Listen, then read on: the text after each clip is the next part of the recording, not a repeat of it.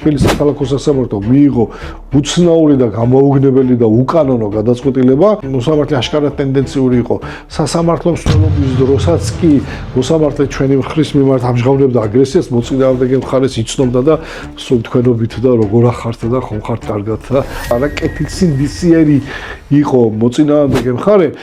ერთ-ერთმა ბიზნესმენმა შეიძინა კომპანია, თუმცა ეს კომპანია მის სახელზე არ იქნა გადმოფორმებული, იმიტომ რომ ამ კომპანიას გარკვეული ხარვეზები გააჩნდა, გამყიდველმა თქვა რომ განახორციელებდა, შეასრულებდა ამ ხარვეზებს, ამოწურავდა და ამის მერე კომპანია გადმოფორმდებოდა მყიდველის სახელზე. თუმცა გავიდა 5-6 წელიწადი, მსგავსი ქმედება არ გახორციელდა, შემდეგ გამყიდველსაც ამოუვარდა ეს გონებიდან, მაგრამ ამ ტერიტორიაზე გაშენდა უზარმაზარი საწარმო, თავისი დაზგადანადგარები და ასე შემდეგ. გადის რამდენიმე წელი და კომპანიის გამყიდველი ეუბნება, მოდიოდ მე რადგან ეს ხელშეკრულება არ შესრულა ბოლომდე, მართალია ხარვეზიანი ხელშეკრულება იყო რაღაც გარკვეული პრობლემები და ამიტომ მე აღარ გაძლევ ამ კომპანიას, უნდა დამიბრუნოთ კომპანია თავის მიწის ნაკვეთი და ყველაფრით რაც კი არსებობს. ბუნებრივია ამან წარმოშვა სერიოზული დავა, ძალიან დაიძაბა ურთიერთობა.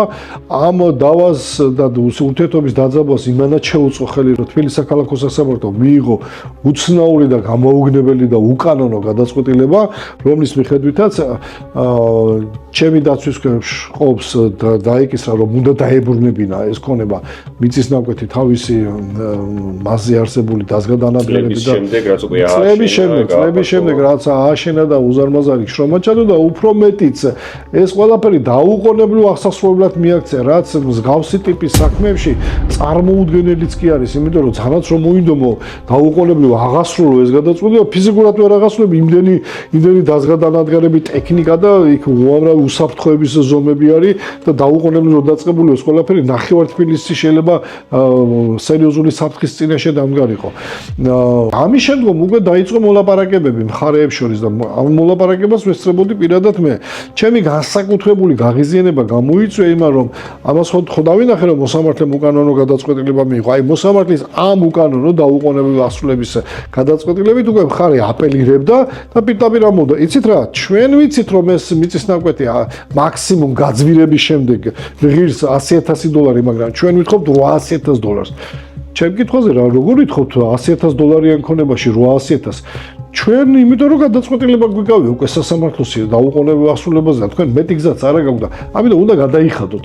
ჩვენ გავასაჩივრეთ ეს დაუყოვნებლივ ასრულება თბილისის აპელაციო სასამართლოში, თუმცა მათ საახსოვებლოში წაიღეს ეს ყველაფერი და დაიწყეს დაუყოვნებლივ ფორსირებულად დაიწყეს ეს პროცესები, ანუ იქ საათებზეც კი მიდიოდა მდგომარეობა თბილისის აპელაციაში გავასაჩივრეთ და აი იქ უკვე გავაუქმეთ ეს დაუყოვნებლივ ასრულების გადაწყვეტილება.